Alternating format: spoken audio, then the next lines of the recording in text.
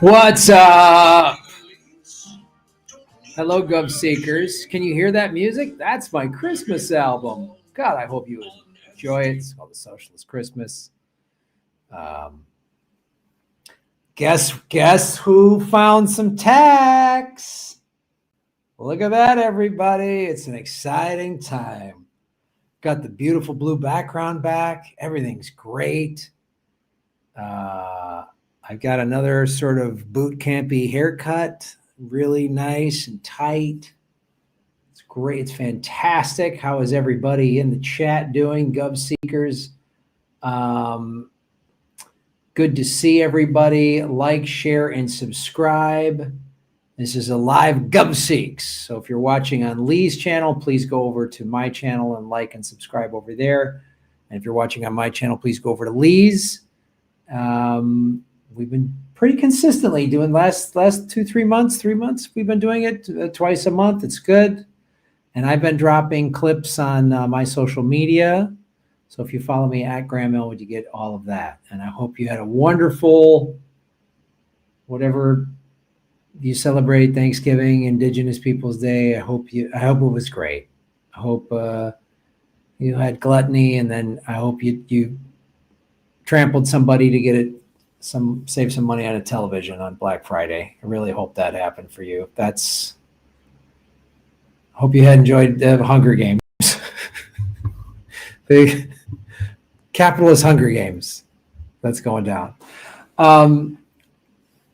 We have got an action-packed episode. We have got 2 fantastic segments. So let's get it going. Let's get it going. Thank you for watching. It is a little after 6 a.m. In West Coast and 9 a.m. on the East Coast, or 9 o'clock at night if you're in Asia. Come on now. Who's watching? All right, guys, here we go. It's time for Government Secrets with the 2 most and Graham Elwood. Hey, man, that was weird. You cut off mid intro.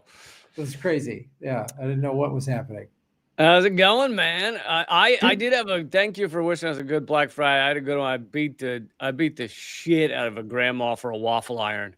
But it was good. It was a good deal though, that waffle iron. And also it was nice because I started beating her with my fist to get to the waffle iron. Once I got it, I then beat her with the waffle iron. So it worked. Yeah, I saw like a family that'd been saving up all year just to get like a microwave, and I kicked them all over. They were smaller than me. It was great. I felt kicked them so all good. Over. I kicked them all over. Just a small family. I just pushed them all over, and I got the microwave. And then after I bought it, I didn't even really need it, but I'm just glad that I won. No, then you just put it back on the shelf and walk away. Yeah. Yeah.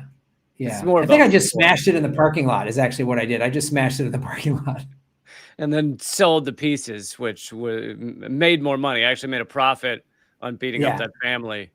So, yeah. Yeah, it was really good. That was the whole point. As long as I get a profit, I don't care what happens to a weaker family. Oh, my God. I mean, you'd be a bad capitalist, bad American if you cared. Absolutely. Stop caring. If you care about capitalism, you won't care about your fellow man. The tack round looks amazing. Dude. I wondered, did it take you a while to figure out how to reuse tacks? Were there instructions within the box? Or? The biggest tough thing is they're not in every store in Asia, because I think not everybody lives in your fantastic world where just tacks are everywhere, Lee. Tack world. Where your crazy new technology is just, It's true. Asia, China especially, is a little behind on the technology. They're still using bullet trains. We have tacks. Okay, so yeah, a little behind.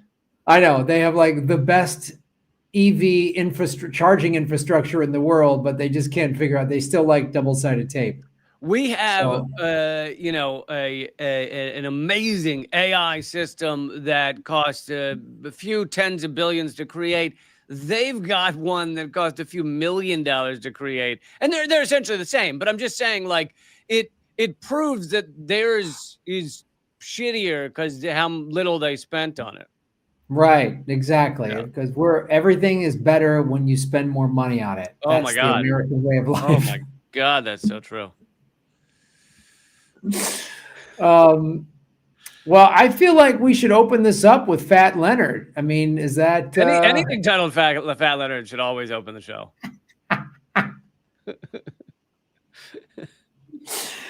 Oh, yeah. Let's get into segment number 1, Fat Leonard and the Navy scandal.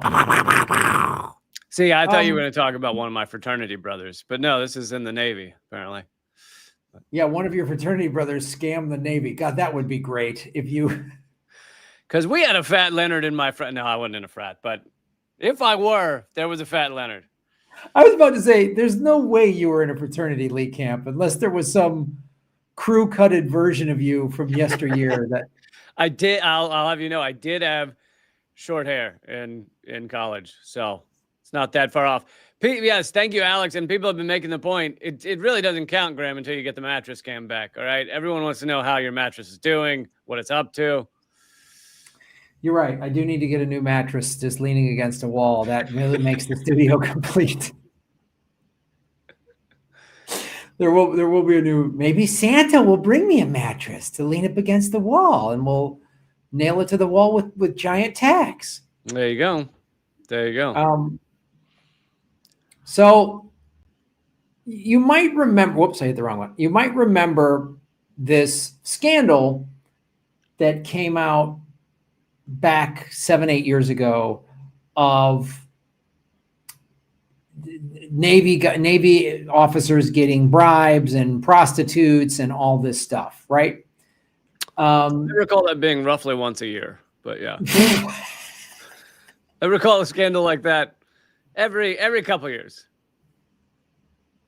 Like every 18 months. It's like clockwork. Just set your clocks on 18 months. Thank you for the super sticker.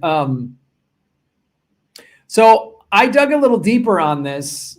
There was a piece on Vice News several years ago. They went a little deeper on it. So I'll just read you. So Fat Leonard was this contractor a Malaysian contractor who,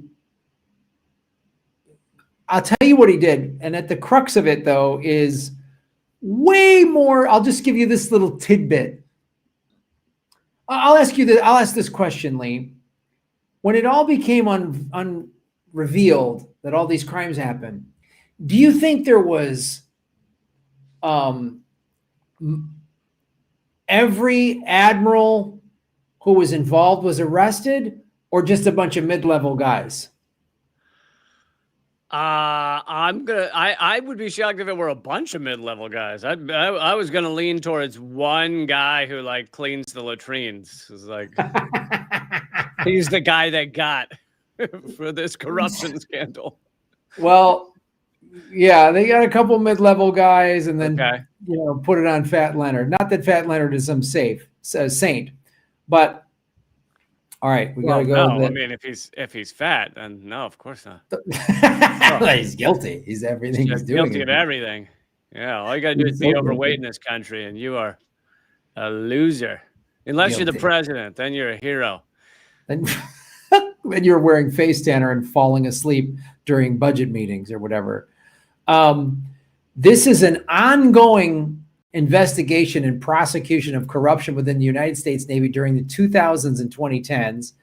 There was a contractor named Glenn Defense Marine Asia, GDMA, which is a Thai subsidiary of the Glenn Marine Group. The Washington Post called this scandal perhaps the worst national security breach of its kind to hit the Navy since the end of the Cold War. The company's chief executive president and chairman, Malaysian national Leonard Glenn Francis, who was a big, heavy guy that they called Fat Leonard, bribed a large number of uninformed uniformed officers of the United States 7th Fleet. I mean, also uninformed, but they're uninformed and uniformed. Yes.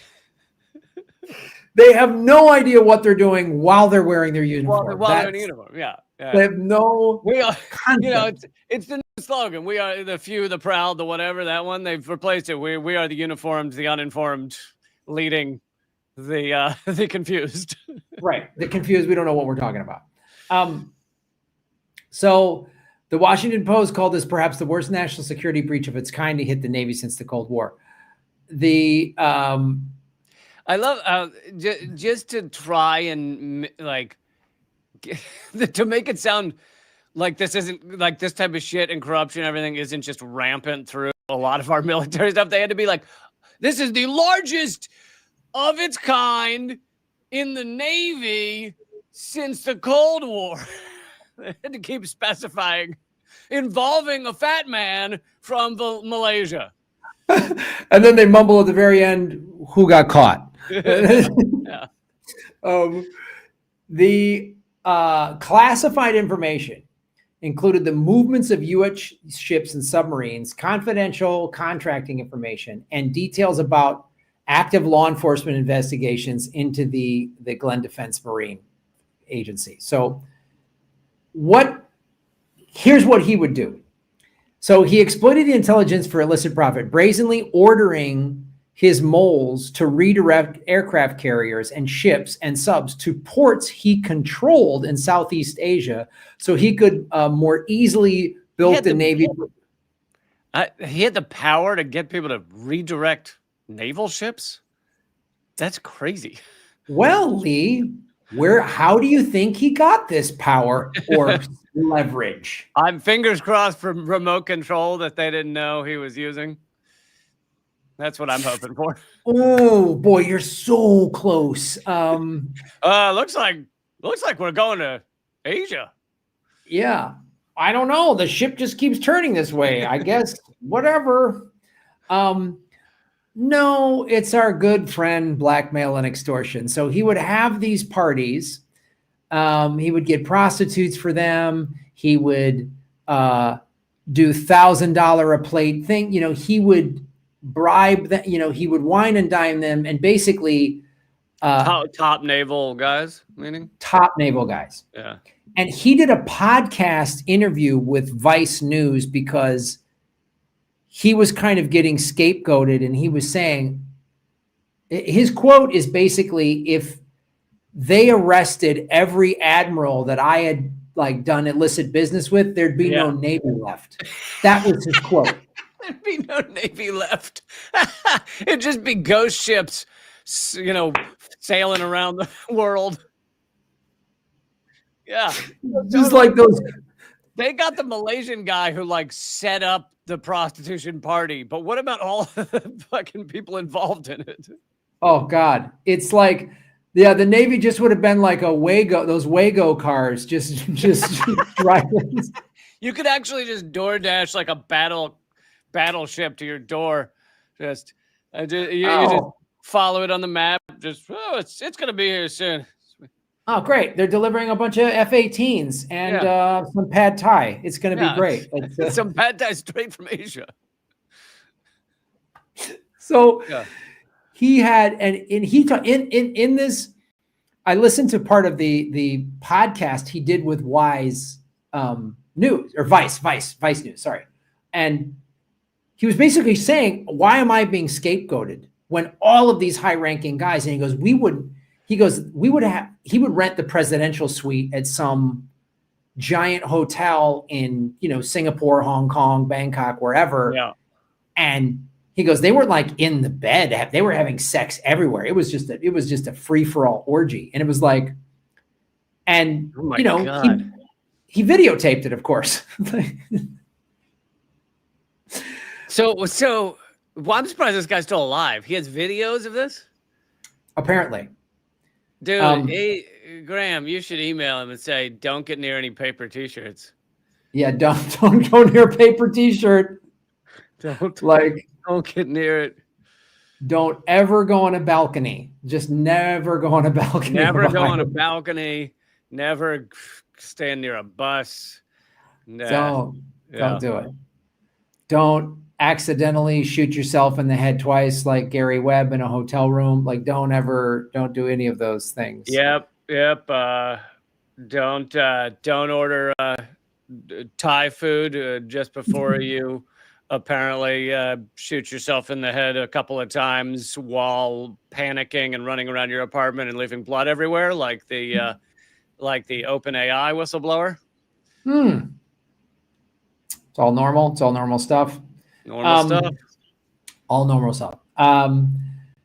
So he would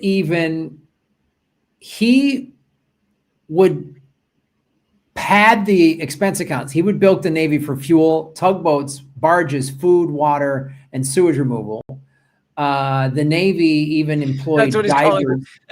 Anytime you see sewage removal on a receipt, it means we had an orgy with prostitutes in Thailand.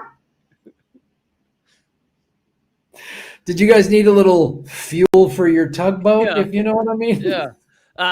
Tugboat fuel up in the presidential suite, if you're looking. If you're in the market.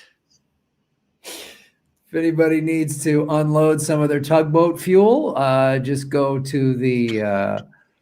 If anybody needs a tugboat job, a tug job, if you will, head up to the presidential suite for a tug.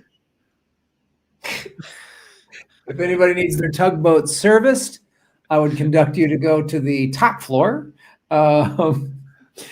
So the Navy even employed divers to search harbors for explosives. He also directed them to... Like they actually did that, or he just put that on the receipts to make more money? Well, I think it was... So part of it was both, because he had certain... He owned this business that had certain ports, not all ports. So any boat that comes into a port needs all of these services, right? So he was basically telling these admirals, I need you to go to my ports. And so the admirals were like, okay, so he's getting access to classified information. If you know where the naval fleet is going in international waters, that's a security breach. Dude, crazy. If you're controlling the U.S. Navy, that's fucking nuts. Like, just a fat Malaysian dude who's like, I put the U.S. Navy wherever I want him to go. Yes, like literally, he's just a fat pimp. He's a Malaysian pimp. If one of these countries, China or something, actually wanted to attack the U.S., and of course it's not true, it's the U.S. attacks everyone else. That's how it works. But if that were true, they could just get one guy to control the U.S. Navy to like all the places they wanted him to go. Like, just get a bunch of prostitutes in fancy hotels, and he would get one, and they would say like, and he'd turn one guy and go, "Oh, bring your buddies next time." And so it was like, yeah, it's insane. So I'm sure these services were actually being performed, but how he got caught. I'm sure some of the services were actually being performed. Yeah.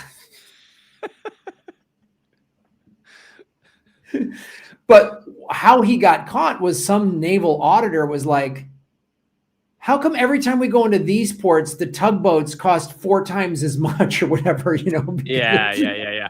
But yeah, if he performed the services, like if a diver, whatever, did the whatever, he just overcharged for it, I'm sure. But for a lot of the time, they probably didn't even do the service. Yeah. Whatever it was. So it was like,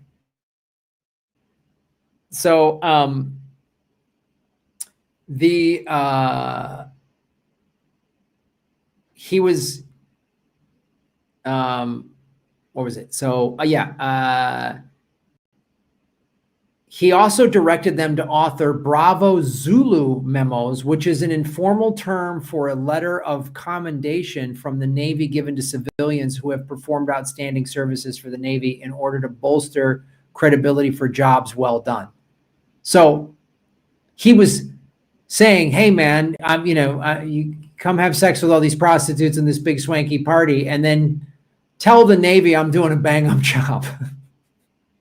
Yeah. You're gonna want to go to this port. It's the right kind of port. Wink, wink, nudge, nudge. Yeah, exactly. Like every admiral was like, "Oh, can I get the Southeast Asian tour? Can I get that? I'll do that." Because I need some tugging. Yeah, I need some tugboat repair. If you know what I mean. Yeah. Ooh. So the first confirmed conspiracy activities were to have existed in 2006 when Fat Leonard recruited numerous Navy personnel to engage in corruption, including directing contracts toward his firm, disfavoring competitors, and inhibiting legitimate fiscal and operational oversight. The initial co-conspirators labeled themselves the Cool Kids and the Wolf Pack. Jesus, idiots. Nice.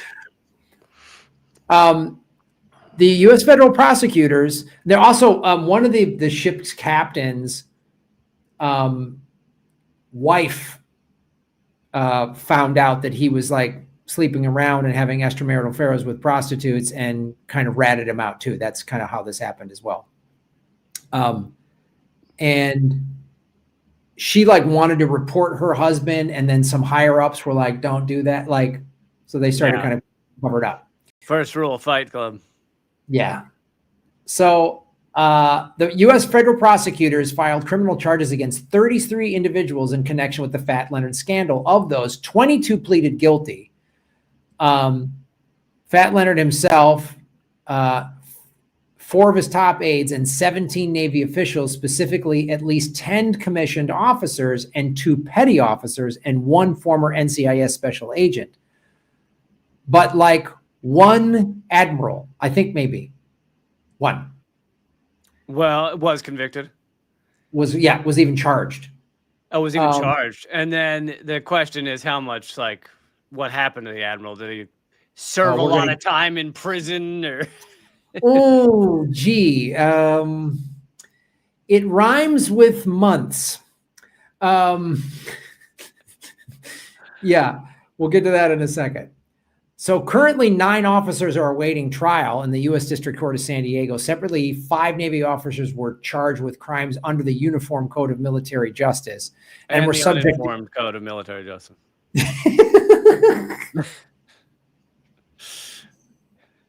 And the Tugboat Special Advisor Group. They were subject to court-martial proceedings. An additional civilian pleaded guilty to scandal related to crime in a Singapore court. Francis was hospitalized and released. Was Fat Leonard, released in March of 2018. He was granted a medical furlough and first allowed to stay in San Diego at a private residence owned by one of the physicians under 24-hour surveillance, for which his family paid. Okay. Stayed at a private residence. That sounds all right. Right? Well, that's the thing. If he's got videotapes, then they're either going to take him out or they're going to be like, listen, we'll get you a sweetheart deal. Yeah. Well, it gets even better. On September 4th, Fat Leonard escaped home confinement by cutting off his ankle monitor, and he disappeared. He fled to Mexico, chartered a flight to Cuba, then flew to Caracas, Venezuela, where he was apprehended. 17 days after beginning his escape, preparing a flight to Russia. All right, I'm starting to like this guy. Right? Like that's pretty sweet escape right there. Wasn't that great? And he almost made it. You always like wished he would have made it. You know what I mean? Like also the fact that he's overweight at the same time to be that, nimble, and he's got to be dodging through tunnels and jumping over things and stuff. You got to assume. So yeah, he's the Andy Dufresne of corrupt fat Malaysian pimps. He's the Jason Bourne of overweight Malaysian pimps that exploit admirals. In November 24, Francis was sentenced to 15 years in prison for bribery, fraud, and failure to appear in court. He was also ordered to pay millions in restitution to the Navy. Really? The Navy had to pay? He had to pay the Navy back? Yeah. It sounds like they got the services they paid for. A. Yeah. B. If you know anything about our military, Money means nothing to them. They dump it down Nothing. the drain constantly. They don't know where most of it goes. And that honestly is how this was able to go on for so long before they even realized. Yes. And so did what this guy do, was it bad? Okay, but he gets 15 years. Now he's appealing it. But first of all, there was a bunch of whistleblowers. There was he was alerted by Paul Simpkins to, let's see, in 2006, Dave Scouse, a naval officer, became suspicious of the contracts, but Fat Leonard was alerted by an informant, Paul Simpkins, to the scrutiny. Simpkins, a decorated veteran of the U.S. Air Force employed as a civilian contracting officer by the Navy in Singapore, managed to squash any inquiry and had Scouse's position eliminated. This guy got rid of a naval officer's job, whose job it is to sort of like find scams and cover-ups and padding of budgets and stuff like that. So again, so he had the power to fire him. Yes. None of these guys got 15 years. No. Well, also this also says a little something about military justice. I mean, the whole fact that there are military courts, most of it is done to actually let military people not face real jail time or anything. Now, sometimes it's because they broke some military rule, which in regular society is not a rule. So I guess there's some of that shit, but a lot of it is like, oh, you killed some innocent people. Well, under the military code of conduct, court banana kangaroo court bullshit, we'll give you a week of hard labor for killing those people. Yeah. And it gets even worse. So the guy that's job Scouse, the guy whose position was eliminated, said, quote, "What else could I have done to expose the racket?" Quote, he asked. Exposed as a whistleblower, he said, "Officers made my life hell after discovering he had attempted to initiate an investigation of Fat Leonard's company." The Washington Post reported in 2007 that the Navy Inspector General forwarded a document claiming that Fat Leonard's company was grossly overcharging the Navy for providing port security, but the Naval Criminal Investigative Service, NCIS, may have failed to follow up in the warning. Weird that one of the NCIS guys was involved in this prostitution thing and they weren't covering the case correctly. Weird. Yeah. Everybody knew that his company had been under investigation. Everybody also knew that nothing ever happened with those investigations. Because there's probably a lot of whispers behind closed doors, even if you know, even if you're in the Navy or you're in the JAG or whatever else, and you don't actually know what's going on at these ports. There's enough whispers behind closed doors, like, you don't want to look into that. You'll lose your career if you look into that. Yeah. There's admirals having orgies, leave that alone, you know? The Manila NCIS office forwarded paperwork to the Navy in Singapore's contracting office, but it had been but the Singapore office, the Navy's Singapore office, had been infiltrated by Fat Leonard's moles. So this private contractor had spies in the Navy command out of Singapore. That's nuts. And the Navy let this happen. They'd always side with Fat Leonard's company and paint us as troublemakers. They'd say, "Why are you harassing our contractors? You're making my job hard," is what they always were told. Two officers from that office, Simpkins and a subordinate, Sharon Gusharan Kerr, who also is a civilian Navy contracting officer, as well as a former employee of GDMA, Fat Leonard's company, was sentenced to 6 years and 33 months, respectively, with Kerr doing her time in Singapore. NCIS reportedly opened and closed as many as 27 investigations without taking action at all against GDMA. NCIS failed to provide an explanation for its lack of action. What's the explanation is obvious. They were all having sex with prostitutes. They were all getting their winkies waxed. That's the explanation. Yeah. Yeah. And of course, probably they get a call from NCIS and they're like, what's been going on at these ports? Yeah, you know what? You just need to come on out of here and check it out for yourself. And then I think you'll have a different view of things. So then Then he flies off to the port, comes back. He's like, it is, my judgment is it's awesome out there, and we don't need to look into it anymore. Having a prostitute backdoor me with a strap-on dildo, we can case closed.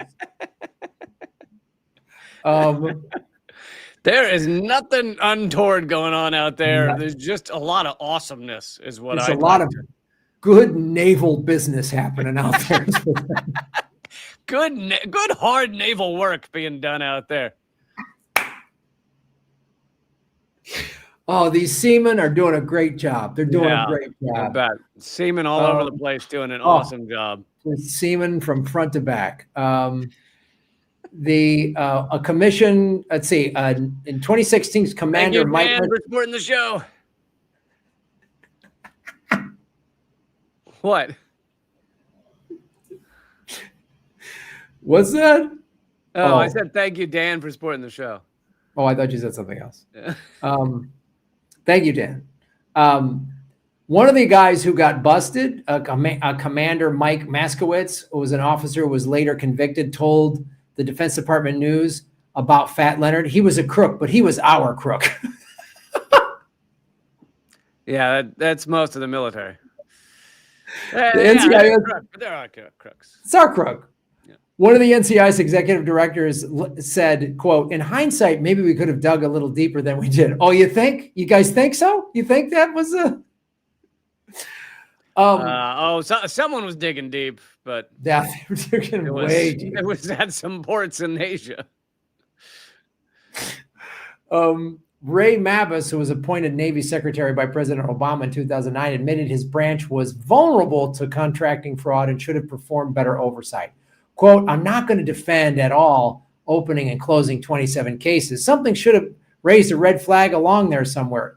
But all your admirals were getting blown. That's why."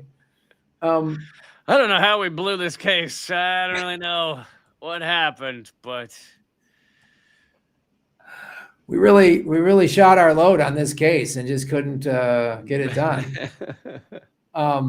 There were people inside the Navy who were trying to shut this down, but who were coming up and reasons not to pursue it. In 2010, a civilian naval attorney drafted restrictive ethics guidelines for the 7th Fleet. Two admirals friendly to Fat Leonard were said to be responsible for seeing that they were delayed and diluted for over 2.5 years before being implemented. Eventual actions. Fat Leonard had a spy, Jose Luis Sanchez, who was his leading informant, later pleaded guilty to conspiracy in 2022, and he awaits sentencing. Despite increasing awareness that the Navy was being subjected to fraud, they were still able to contract to deliver $200 million in services in 2011 alone. After a 3-year investigation, they finally busted him in 2013, and he's been kind of fighting this back and forth. But Fat Leonard admitted to using U.S. Navy contracts, including ship captains, to obtain classified information and to defraud the Navy of tens of millions of dollars by having ships directed to specific ports where he serviced in the Pacific and falsifying service charges. In his plea, Fat Leonard identified 7 Navy officers who accepted bribes. He faced a maximum prison sentence of 25 years and agreed to forfeit $35 million in personal assets. Then he had medical problems. But since 2013, 31 people have been criminally charged in connection with the Fat Leonard bribery and corruption scandal. According to the investigators, by November 2017, more than 440 people, including 60 admirals, have come under scrutiny under the inquiry. Wow, this was quite a system that was going on. Holy shit. Yes, 60 admirals. See, if we had real investigative journalists left in this world, I bet there are some prostitutes in Malaysia that have some stories to tell. There's all these admirals' aides, and I mean, just come on. Yeah. It would just be like people who worked at the hotel. It would be endless. Oh, I bet there's some admirals with aides. Oh, God.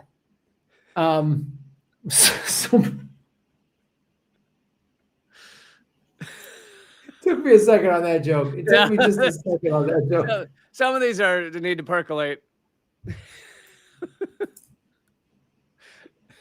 Oh, beautiful.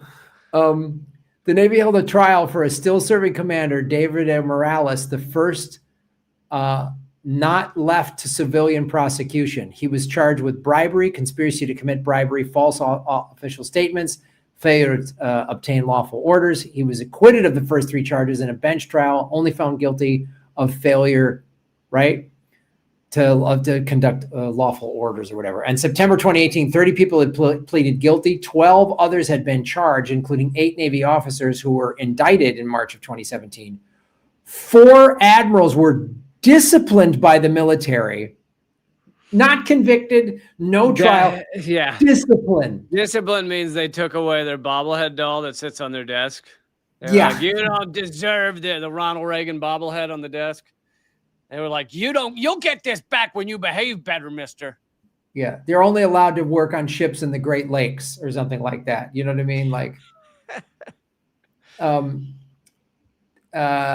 admirals were disciplined, 2 others, 4-star Admiral Robert Williard and 3-star Joe Donnelly were known to be under investigation, and more than 150 other identified people have been scrutinized, but no conviction, no nothing. Scrutinized, under investigation, nothing. And Fat Leonard is getting 25 years or 15 years. Like, dude, this is ringing some Epstein bells. It's like how many hundreds of people were involved at some point, and they're just like, one dude, this guy, he's the only one we need to be angry at. And which probably means, I mean, there's no mention of this, but if Fat Leonard is getting prostitutes, maybe some of them were underage. I mean, that's the thing where it's like, we don't even know how awful and creepy it gets. If you're running an undercover prostitution racket in Asia, the odds that a percentage of these are not under 18, like. Yep. So that's pretty much it. I mean, like, it's some of the cases are still going on, but this is the best one.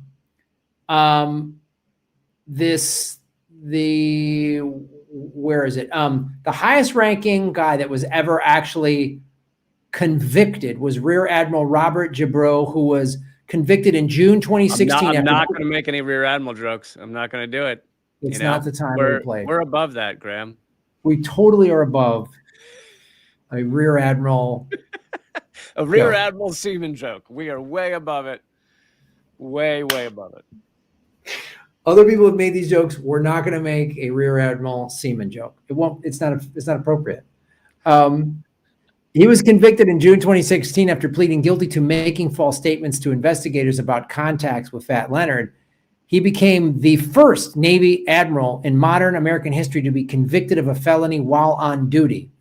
On May 17, 2017, U.S. District Judge Janice Lynn Sammartino sentenced Jabreau to 18 months in prison.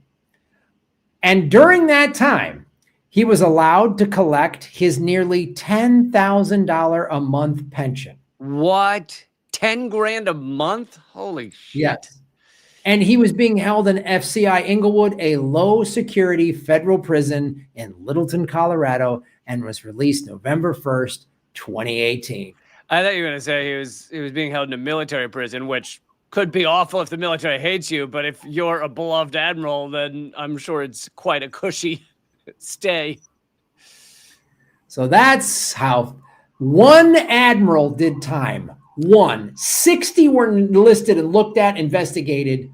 1 did time, and he did 18 months at a country club prison while getting 10 grand a month. Like, I'll go do 18 months for 10K a month. Can I play tennis and stuff like that? And yeah, especially after years of the Tugboat Special. I mean, it's really pretty good deal. Okay, let's get on to some good news. Yeah. Segment 2, nothing but sunshine and rainbows. The truth about John Brown. So, I'll start out with a little kind of Wikipedia rundown of John Brown for those who need a little refresher. I imagine most people know a little something about John Brown. We've definitely mentioned him. I don't know. We've not done a segment, but I don't know how much we've mentioned him in the past. But I should say that. Well, I'll just do a little bit from Wikipedia. John Brown first gained national attention when he led led anti-slavery volunteers, and his sons were part of these. He had many sons. I forget how many. But during what was called the Bleeding Kansas crisis of the late 1850s, so pre-Civil War, this was a state-level civil war over whether Kansas would enter the Union as a slave state or a free state. So he was fighting against slavery in Kansas at that time. He was dissatisfied with the abolitionist pacifism, saying of pacifists, these men are all talk. What we need is action. In May 1856, Brown and his sons killed 5 supporters of slavery in what's called the Pottawatomie Massacre, a response to the sacking of Lawrence, Kansas by pro-slavery forces. And you notice when you do something against what the state stands for, which at that time they stood for slavery, it's called a massacre. When you do something allied with what the state stands for, then it's called, defense. Yeah. Brown then commanded anti-slavery forces at the Battle of Blackjack and the Battle of Osawatomie. In October 1859, Brown, so this is the one he's more famous for, led the raid on the Federal Armory at Harper's Ferry, Virginia, which is now in West Virginia, later became part of West Virginia, intending to start a slave liberation movement that would spread south. He had prepared a provisional constitution for the revised slavery-free United States that he hoped to bring about. He seized the armory, but 7 people were killed and 10 or more were injured. Brown intended to arm slaves with weapons from the armory, but only a few slaves joined the revolt. He thought he'd have far more slaves join him. Those of Brown's men who had not fled were killed or captured by local militia and U.S. Marines. And then he was basically barricaded within this tiny building, the armory, but they had a lot of arms being in the armory. So the local militia didn't really have a way to get him out. And so they called in, do you remember who they called in, Graham? Oh, I want to say the Marines or the cavalry, or I'll give you a hint. Might be my namesake. Oh, General Washington or something? Who they call it? Oh, Robert E. Lee. Robert E. Lee. Yay! They called in Robert E. Lee. Brown was tried for treason against the Commonwealth of Virginia, the murder of 5 men, and inciting a slave insurrection. He was found guilty on all charges and was hanged on December 2nd, 1859, the first person executed for treason in the history of the United States. Now, we get a little history of John Brown in school, maybe like a paragraph or something, not much. If you're in the deeper South, they probably say this fucking traitor murdered people. But the truth is that there's a lot of, and it was multiple things led to the Civil War, but there are a lot of people who legitimately think, and there's a lot of evidence for it, that John Brown, even though it was 18 months before the Civil War ultimately starts, was the spark that really pushed us towards the Civil War. He in his speeches, set an example that slavery wasn't going to end without bloodshed. It also just lit a fire under a lot of people. He became kind of a martyr for a lot of people. So, and I think that's probably the biggest portion that they try and cover up in our history classes is like, they want to call it, crazy guy tries to end slavery and he's killed and end of story. But it's quite possible that was the spark that led to the Civil War or led to people willing to be to have large-scale battles for slavery, which at that time was a lot of the heart of the country. But anyway, let me read a more detailed account. This is from itamerica.org. John Brown led an assault on Harper's Ferry. Yeah, I don't need to redo that. He was buried at New Elba, New York, where he had headquartered for several years in an intentional Black community. So I thought this next part was important because some people have tried to say, oh, he was just kind of a religious nut. I mean, he was a bit of a religious nut, but that's, and that he actually didn't care that much about Black people and he just, wanted to be the leader of something. But when you know his history, that's bullshit.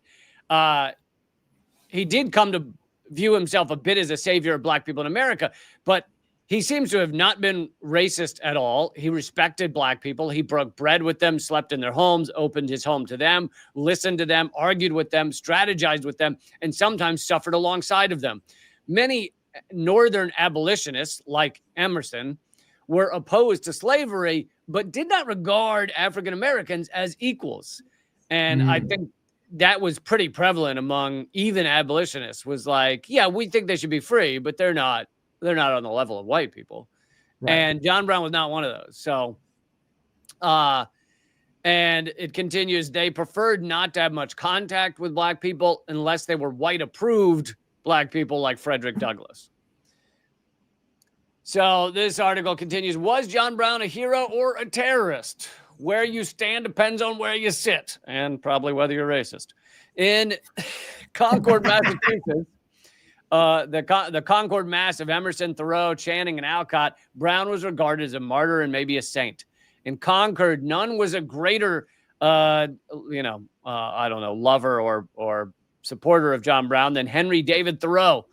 Between Brown's conviction in Virginia and his public education, Thoreau gave a lecture in Concord entitled A Plea for John Brown. Thoreau said Brown could not be judged by his peers because he had no peers in America. That's a great line. I feel like you could use that same argument for, like, Julian Assange or Chelsea Manning or something. He's got no peers. Absolutely. There's nobody that's like him. Nobody willing to stand up for these things. Thoreau said Brown was the most authentic American and the most authentic abolitionist because he walked the walk all the way to armed struggle, while others were wringing their hands and pretending that the Southerners would eventually be persuaded that slavery was a fundamental violation of human rights and moral abomination. Yeah, you can just talk sense into them, right? It always works. It always works. I don't like you can just. I think we're just going to talk the ruling elite in America, the oligarchs, out of just constantly going to war. I think we'll talk them out of it soon. They totally are open to that. They're very susceptible to, like, hey, maybe we were wrong. Like, that's what they do. I think we just haven't had like a good round table meeting. That's what we need. We need to have a round table with billionaires, rattlesnakes, and sharks. And whatever slime mold resembles Donald Trump. Exactly. And they all will come to our way of thinking. Slime molds are actually remarkably intelligent. So that was kind of an insult. That was hurtful. And a vital part of our ecosystem, Lee. I know. I apologize to slime mold. And I see you. Slime mold, I see you. I see you. I see you, slime mold. You've been heard, slime mold. Yeah, you've been heard. I didn't mean to compare you to Trump. That was really awful. Way to go, Lee. We're going to get more angry emails now from the slime mold community. Way to go, buddy. We absolutely are. We're just finally done. We finally patched the bad blood with the cashew milk people. And now you do this. It's taking years to patch that up, but now you do this. What was it? I said John Tesh albums are like warm cashew milk. Is that what it was? Yeah, I had said I was drinking a vegan smoothie when we were starting a show, and I said what was in it. I was like, so it's strawberries and bananas and protein powder and unsweetened organic cashew milk. And you sound like that. Sounds like a review of a John Tesh album. Yeah, you said it's the. Yeah, you guys. It's like it sounds like the blandest thing ever. And that's one more controversy. Now we're in it with the slime mold. Yeah. Yeah. Well, I'm sorry, Graham. I really did drag us into this shit. You dragged the tape community is still furious with us because of your tax stance. And now we've got to deal with this. So it's a lot of stuff. I stand by my tax stance. I really do. All right, fine. I don't want to go down this road again. It's just too painful. It would be great if right as you said that, my thing fell from behind, like it fell off the wall. Yeah, I know. Right as I say that, it falls down and one of the techs nails you in the neck. Ah! Just blood hosing across the camera like a Quentin Tarantino movie.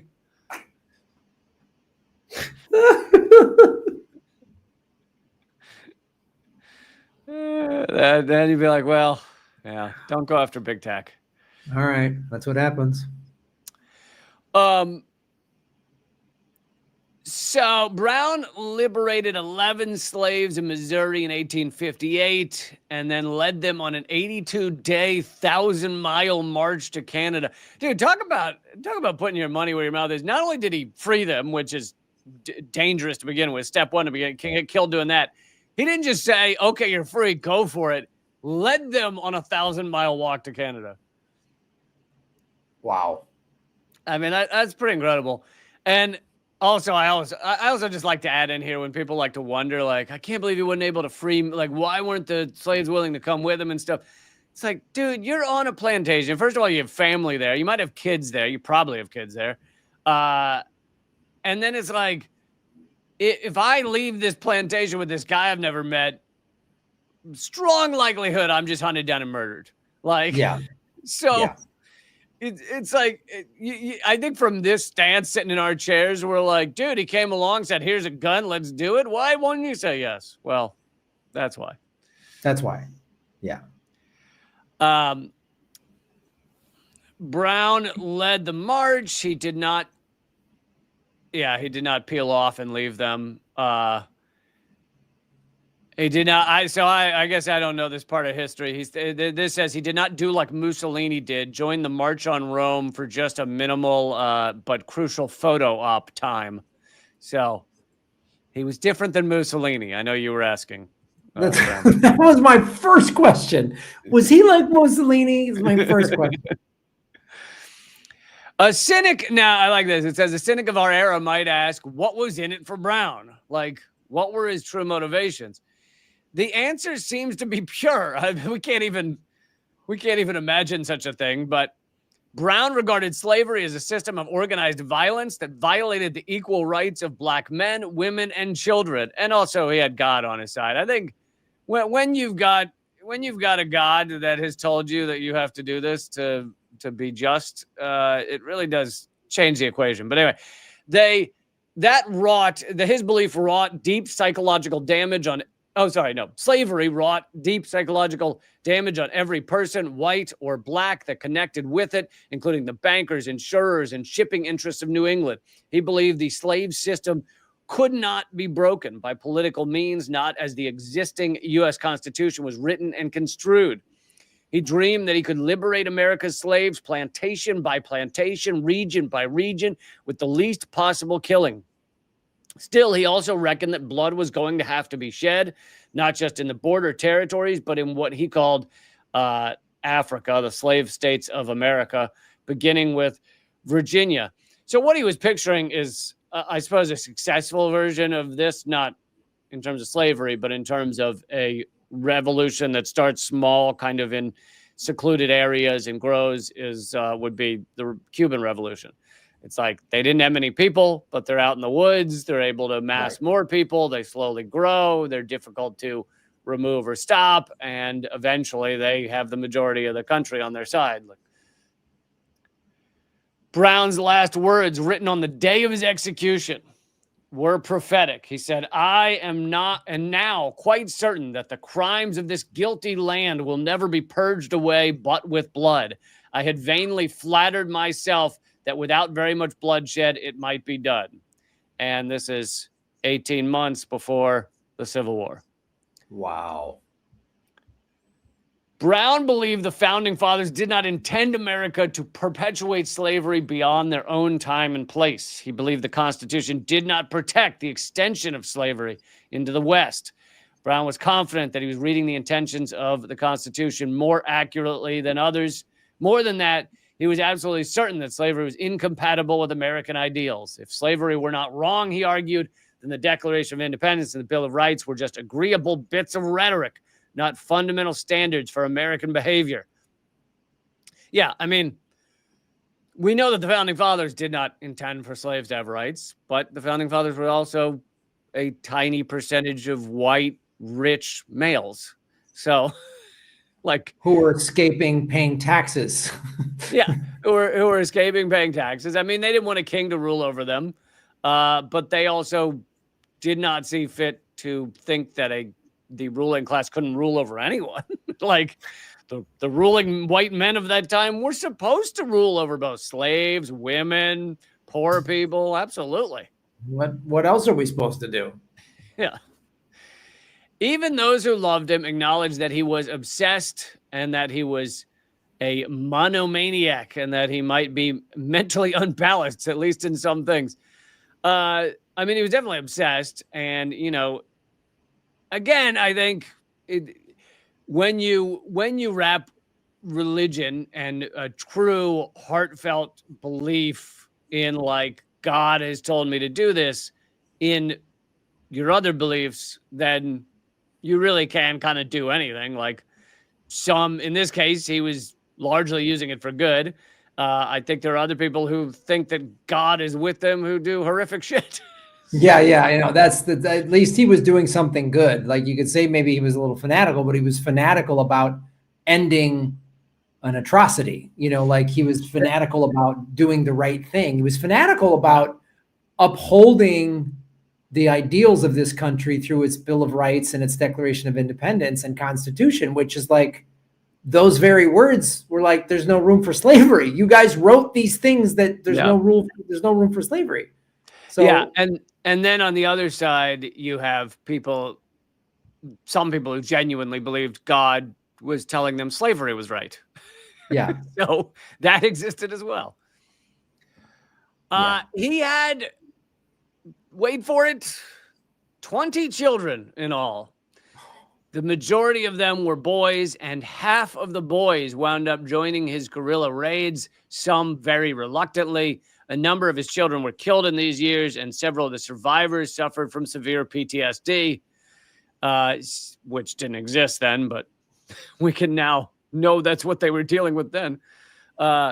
Several had breakdowns, physical and mental, and died young. His long-suffering wife, Mary, who was fully committed to John's mission, lived 24 years after his hanging.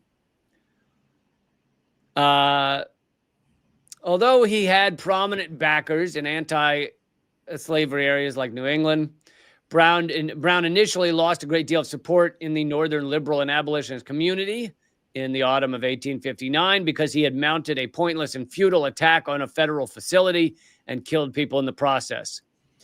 This, they thought at first, was going too far. But once he began to speak at his trial, he changed almost everyone's mind, even the initially skeptical Ralph Waldo Emerson and the equally skeptical Frederick Dulles. Historians say the raid on Harper's Ferry was the first breaking news event in American history. Another reason why many think it's the spark that led to the Civil War. We had just enough telecommunications infrastructure to instantly disseminate news of the trial to every corner of the nation. Even the openly racist governor of Virginia, Henry Wise, who lived from 1806 to 1876, who declared Brown guilty. He then interviewed the man and came away acknowledging that Brown was dignified, candid, unremorseful, quietly forceful, unself-protective. Basically, a lot of things that Brown would want to be described as, I think. Yeah. And very Mussolini-like. and very not Mussolini-like. Wise, because this happened in Virginia, which is now the part of it is now West Virginia. But Wise thought of sending Brown to a mental asylum rather than executing him. But after meeting him in jail, he concluded that Brown was not insane. And this was Brown's. This probably, I don't know if we'd even know Brown's name if he had said that he did this because he was crazy and tried to get off of being executed by saying, "Oh, it was just temporary insanity," and all that shit. And people would have written it off as the work of a crazy man. Instead, he spoke so clearly and sanely and said, "No, I did this. I did it sanely, and I did it for these reasons." And that's what made it a powerful moment, He wanted to take over the huge store of arms at Harper's Ferry to touch off a widespread slave revolt, side by side with former slaves, build a mountain sanctuary and fortress where self-freed blacks would train to continue the struggle in every slaveholding region of the nation, using their numbers to overwhelm those who would use violence to quell the revolt and then just walk away from the plantations where they had toiled for so long. His raid on Harper's Ferry failed miserably. The local black population did not rise to form the core of a liberation army. Thank you, Citizen Pendejo, for the super chat. And still, historians rightly see the raid as the start of the Civil War. 18 months, 16 months before Fort Sumter. John Brown had taken the force of violence into the heart of Virginia, and his headquarters maps showed a large number of the strategic sites that he intended to raid once the first stage of the war had been won. As much as any single individual, Brown kept Kansas free. That meant the spread of slavery into the far west was stalled and probably terminated. Brown said he was not afraid to die for a cause so clear and pure. He kept his composure right up to the moment when the gallows dropped out from under him.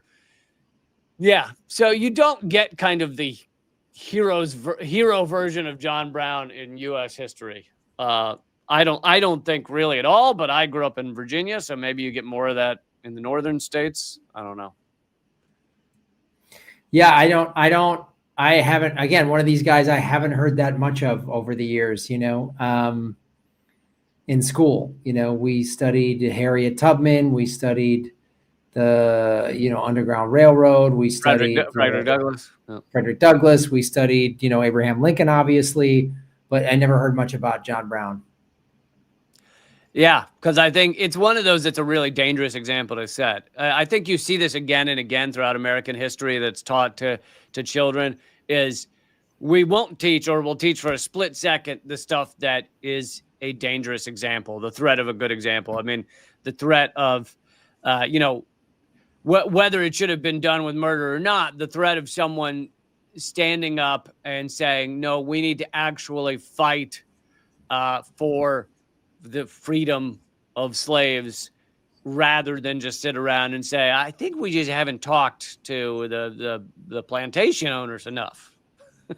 Well, yeah, and it exposes the hypocrisy of, we took up arms against King George, and that sometimes you got to do that, but it's like, but not against us, not against our own government. When our own government is violently oppressing us, then we're just supposed to peacefully march and make signs and be nice and kind, and because they are afraid that masses of American people are going to go, you know what, we're done. Especially now, when it's like people are heavily armed and could do this. They're definitely like, no, just peacefully assemble and have a nice rally on a Saturday. Even if the sign has a curse word, it's a bit too much. Let's not go there. Okay. And let's surround them with riot cops and then have undercover cops dress like protesters and start violence from the protester side to justify the police to do this. They don't want to talk about all that in the history class. No. Yeah. So a lot about John Brown that is heroic and should be studied, and definitely in one way or another changed the course of American history. It's one of the many people. I mean, we talk about this all the time. Smedley Butler's not studied. Fred Hampton's not studied. John Brown's not studied. I mean, Eugene Debs is all of these people are deliberately not studied.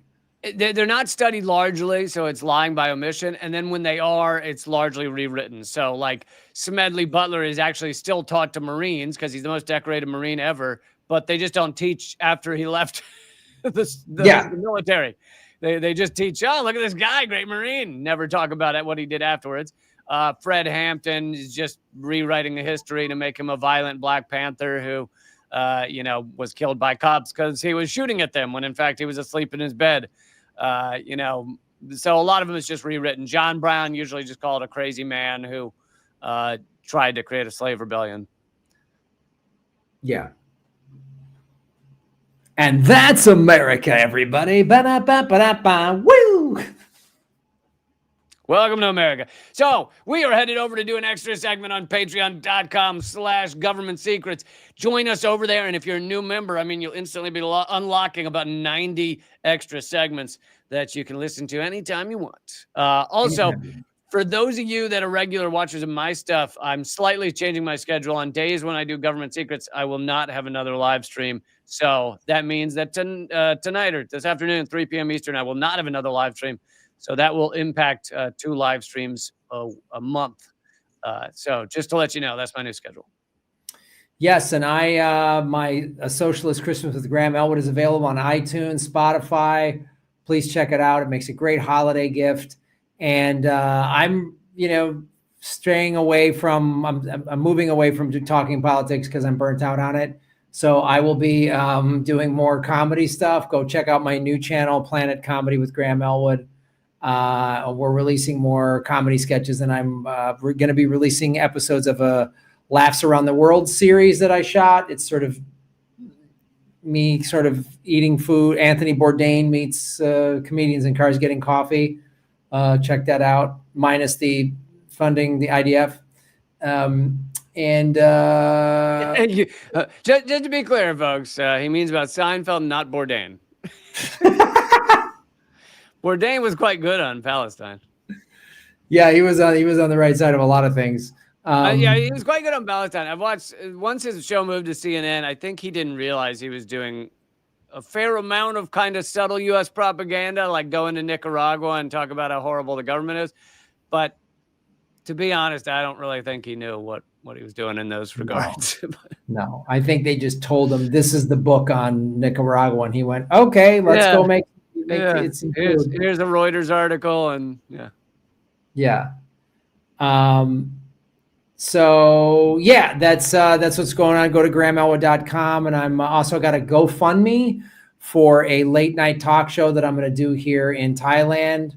That's on my social media, and that'll also be at grahamelwood.com, so you can fund that and be a part of it. We're going to start shooting it in late February, early March. So you can come. If you're in Bangkok, you can be in the studio audience if you donate to the GoFundMe.